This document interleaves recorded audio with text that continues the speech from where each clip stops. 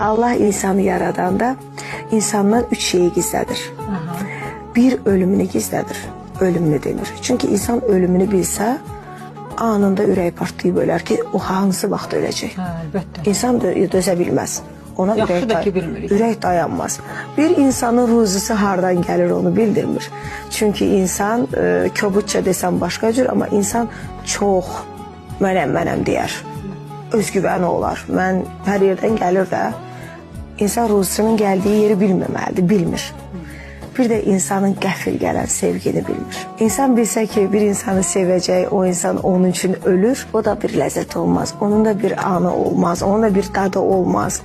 Sevgi qəfil gələn bir şeydir. Və acı gələn bir şeydir.